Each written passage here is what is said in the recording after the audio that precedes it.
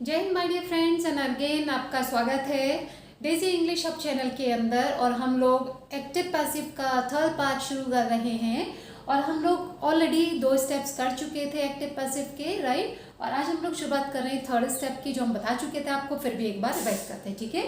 तो third step हमारा simple था कि हमें इसके अंदर पैसिव वॉइस के अंदर केवल और केवल क्या यूज़ करना है, थर्ड फॉर्म का ही यूज़ करना है, ठीक है। चाहे वो फर्स्ट फॉर्म है, चाहे वो सेकंड फॉर्म है, चाहे थर्ड ही फॉर्म है, चाहे आईएनजी फॉर्म है, चारों में से कोई सी भी फॉर्म आ रही है, लेकिन हमें पैसिव बनाते हुए केवल थर्ड फॉर्म का ही यूज़ करना है, ठीक है। चौथा स्टेप हमारा था कि हमें क्या करना है, बस वो जो हमने हेल्पिंग वर्ब, वो मेन वर्ब लिखा, मेन वर्ब के बाद बाय लगाओ और फिर क्या करना है, जो सब्जेक्ट हम उठा करके यहाँ से वहाँ ले गए थे तो उस सब्जेक्ट को हमें न्यू ऑब्जेक्ट बनाना है, लेकिन उसके पहले हमें बाय का यूज़ करना है। लेकिन एक कंडीशन है कि आपको ये स्टेप 4 यानी कि बाय, बहुत सारे सेंटेंस ऐसे होते हैं जिसके अंदर बाय लगा के नहीं यूज़ होता। कई बार हमारे दिमाग में ना एक मिथ बैठ जाता है कि जिस सेंटेंस में बाय लगा के होगा तो इसका मतलब वो पैसिव वॉइस है, ठीक है। तो ध्यान से सुनना, आपको पैसिव वॉइस जब रिकग्नाइज करना है यानी पहचानना है तो आप उसे ऐसे नहीं पहचानेंगे कि बाय के बाद कुछ आया है तो वो पैसिव वॉइस है, सॉरी। कैसे आप पहचानेंगे, आप ये देखेंगे कि उसमें एक्शन क्या है, ठीक है, उसमें एक्शन क्या है, ठीक है। और वो एक्शन करने वाला जो सब्जेक्ट लिखा हुआ है, क्या वो उस एक्शन को परफॉर्म कर रहा है, ठीक है। अगर वही परफॉर्म कर रहा है तो एक्टिव है, अगर वो परफॉर्म नहीं कर रहा तो वो पैसिव है। फॉर एग्जाम्पल, जैसे छोटा सा एग्जाम्पल लेते हैं, हमने कहा कि दिस वर्क इज डन, ठीक है, दिस वर्क इज डन। अब आप देखो, सबसे पहले तो इज के साथ तो आईएनजी फॉर्म आता है और हम थर्ड फॉर्म यूज कर रहे हैं। पहला तो यहीं पे दिमाग खटकेगा, ठीक है, ठीक है। अब हमने कहा दिस वर्क इज डन। अब डन का मतलब काम हो गया, एक्शन क्या है, डन, ठीक है। लेकिन अब इसमें सब्जेक्ट क्या है, दिस वर्क, ठीक है। तो डन मतलब काम हुआ कुछ, तो ये दिस वर्क तो काम करने वाला नहीं ना, करता थोड़ी है ये, ठीक है। तो हमें पता चल गया, जैसे हमने कहा you are finished, you are finished, ठीक है, you are finished. You are finished का मतलब क्या हुआ कि फिनिश्ड मतलब एक्शन हो गया, ठीक है। लेकिन यू आर फिनिश्ड का मतलब क्या हुआ, अब ये आर के साथ हमने थर्ड फॉर्म लगा रखी है, ऐसा क्यों लगा रखा, आर के साथ तो आईएनजी लगाते हैं, ठीक है। तो ये हमारा कॉम्बिनेशन गड़बड़ हो रहा है। You are finish, you are finishing होता तो इसका मतलब कि तुम फिनिश कर रहे हो, लेकिन इसने कहा यू आर फिनिश यानी तुम फिनिश हो गए हो, यानी तुम भैया गए। समझ में आया, ठीक है। तो जैसे हमने कहा कुछ भी हम सेंटेंस यूज कर रहे हैं और जब सेंटेंस बोलते हैं तो हमने सिंपल से कहा कि this chapter has been taught, this chapter has been taught. अब यहाँ पे बाय नहीं लगाया, हमने देखा this chapter has been taught. अब हैज बीन के साथ तो आईएनजी फॉर्म आती है, लेकिन ये थर्ड फॉर्म आ रही है तो ये पैसिव वॉइस है। समझ में आया, that this chapter has been taught. अब टॉट यानी पढ़ाया गया, मतलब पढ़ाने का काम हो रहा है, लेकिन दिस चैप्टर सब्जेक्ट है तो क्या दिस चैप्टर मतलब ये चैप्टर पढ़ा रहा है, नहीं, पढ़ा कौन रहा है, पढ़ा तो कोई और रहा है, क्या पढ़ा रहा है, चैप्टर पढ़ा रहा है। तो ये आपको ना थोड़ा सा कॉमन सेंस को यूज़ करना पड़ेगा, ठीक है, क्योंकि हम लोग जनरली क्या करते हैं अपनी लैंग्वेज के अंदर, स्पोकन इंग्लिश के अंदर हम लोग पैसिव वॉइस का यूज़ करते हैं। और जो ओवर इंटेलिजेंट होते हैं, जिनके अंदर नॉलेज कम होती है, तो वो उनको फिर बहस हो जाती है, क्यों होती है कि नहीं तुमने इसी के साथ डन कैसे यूज़ कर लिया भाई, इसके साथ तो आईएनजी यूज़ होता है, क्योंकि मैंने 9th में भी पढ़ा था, 10th में पढ़ा था, 11th में पढ़ा था, 12th में भी पढ़ा था।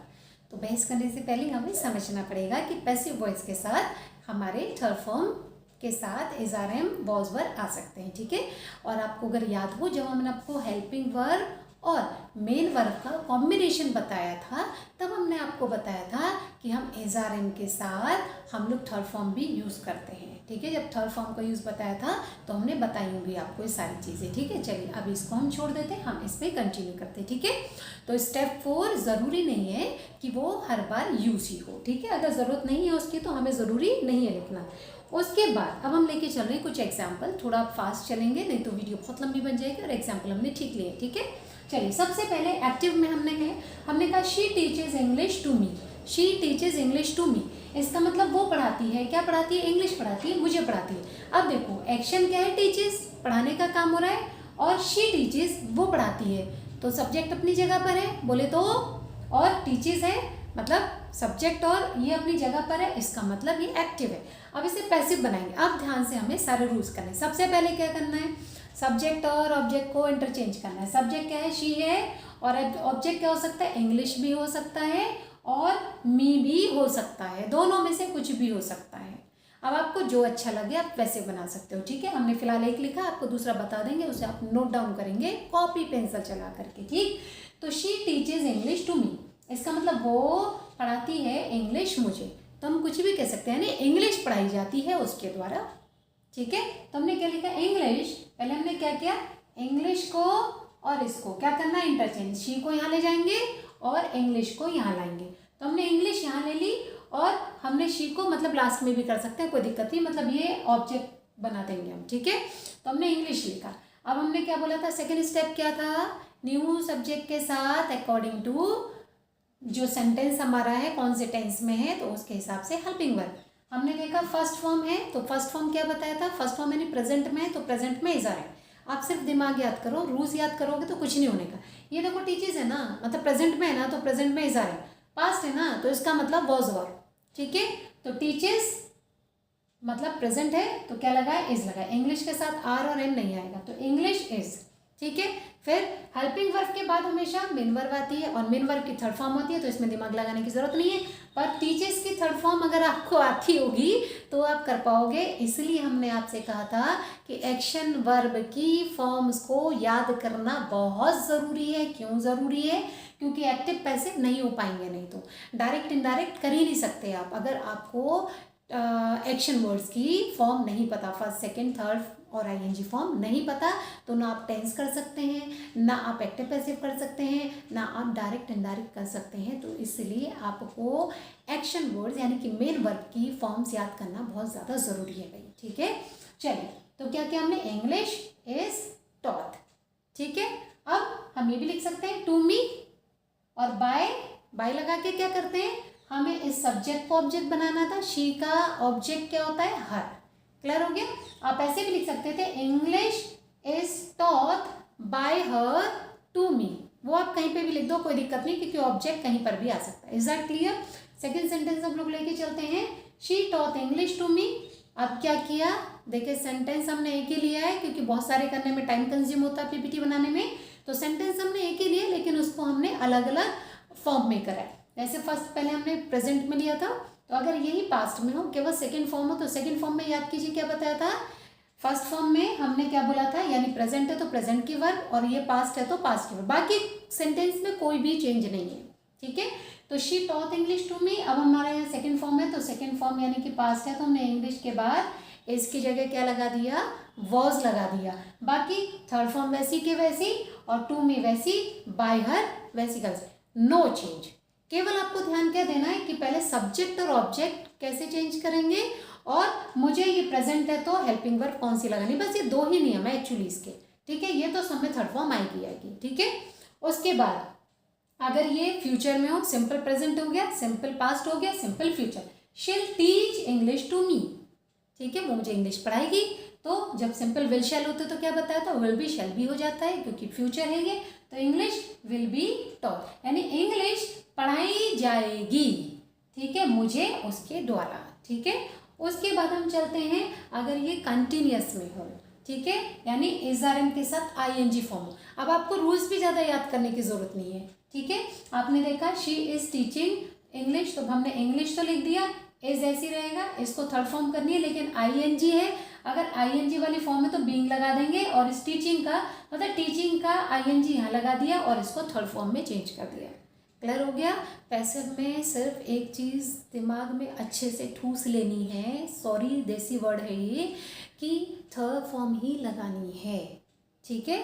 और अगर आईएनजी फॉर्म में तो बीइंग लग जाएगा, ठीक है, आईएनजी फॉर्म में तो बीइंग लग जाएगा, हैज़ हैव है तो बीन लग जाएगा, हैज़ हैव हैड है या विल हैव शैल हैव है तो बीन लग जाएगा, ठीक है। तो यहाँ पे इज टीचिंग है तो यहाँ पे इज बीइंग टॉट आ गया, बाकी सब कुछ सेम है।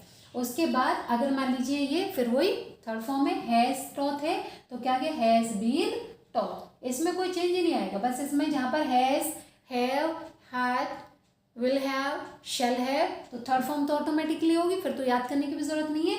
हैज़ बीन टॉट, इनके बीच में बीन लग जाएगा, ठीक है, इनके बीच में बीन लग जाएगा। अगर हैज़, हैव, हैड और थर्ड फॉर्म है तो थर्ड फॉर्म वाले में बस केवल बीच में बीन लग जाएगा, ठीक है। सब्जेक्ट ऑब्जेक्ट बिल्कुल वैसे ही चेंज हो जाएंगे।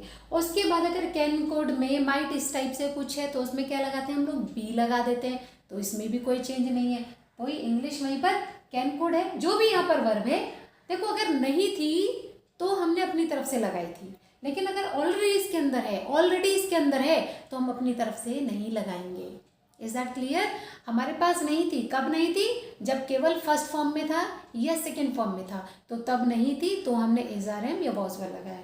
लेकिन अगर ऑलरेडी दी हुई है तो हमें कुछ सोचना भी नहीं है, कैन है तो कैन लगेगी, कुड है तो कुड लगेगी, ठीक है। तो क्या गया, इंग्लिश कैन कुड की जगह दोनों लेकर के हमने कैन है या कुड है बी लगा दिया, बाकी थर्ड फॉर्म, बस थर्ड फॉर्म याद रखो आप, ठीक है। कुछ नहीं करोगे, सब्जेक्ट ऑब्जेक्ट चेंज करके थर्ड फॉर्म भी लिखाओगे तो उसमें भी कुछ तो मास्टर दे देगा, ठीक है। उसके बाद जैसे शुड है अगर, तो शुड के साथ भी क्या लगाते हैं, बी लगाते हैं, तो English should be taught to me by her. Okay, I think enough, आपको काफ़ी कुछ समझ में आ गया होगा।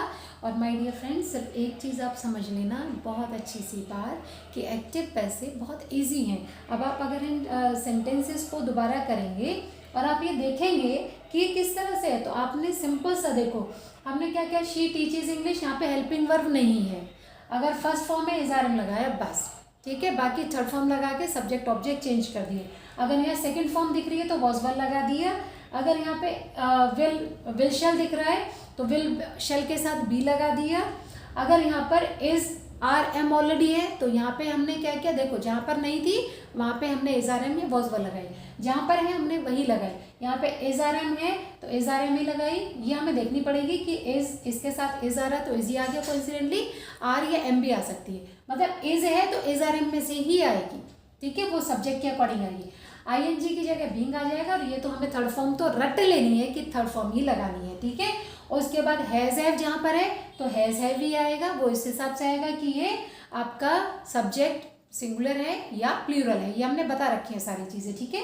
टॉथ आएगा तो यहाँ पे बस बीन लगेगा, ठीक है, जहाँ पर हैज़ टॉथ है तो हैज़ बीन टॉथ, ठीक है, इस तरह से आ जाएगा। उसके बाद कैन कुड के साथ तो हम केवल बी लगाएंगे, शुड के साथ भी हम लोग बी लगाएंगे, और ये आपके एक्टिव पैसिव भी फाइनली खत्म हो चुके हैं, ठीक है। प्रैक्टिस आप इसकी खुद करेंगे। फिर अगेन आपसे हर वीडियो में हम केवल एक ही बात कहते हैं कि अगर आपको ये वीडियो बेनिफिशियल लग रही है, अगर आपको फ़ायदा कर रही है, तो ऑब्वियसली आप चैनल को सब्सक्राइब कीजिए, इसको शेयर कीजिए, और केवल एक मिशन के साथ कि ज़्यादा से ज़्यादा लोग अपने इंग्लिश को मजबूत कर पाएँ, और ख़ास करके वो लोग जिनको इंग्लिश सीखने का शौक़ भी है और जिनकी इंग्लिश को मजबूत करने की उन्हें ज़रूरत भी है, ठीक है। क्योंकि जितने ज़्यादा लोग होंगे, जितनी जल्दी होंगे, जितने ज़्यादा लोग होंगे, जितनी जल्दी होंगे, उतनी जल्दी हम लोग ऑनलाइन क्लासेस भी स्टार्ट करने वाले हैं, ठीक है। और ये सारी चीज़ जो आज आपको ऐसे बताई जा रही है वन वे कम्युनिकेशन के साथ साथ, वही चीज़ आपको ऑनलाइन फ्री ऑफ कॉस्ट हम देंगे, आई कमिट, ठीक है। ग्रामर पूरा कोर्स आपको केवल और केवल ग्रामर का कोर्स आपको हम लोग फ्री ऑफ कॉस्ट देंगे, ठीक है। बाकी आपकी मर्जी है, जैसा आपको लगे तो आप कर सकते हो, ठीक है। So wish you all the best. Thank you very much. God bless you.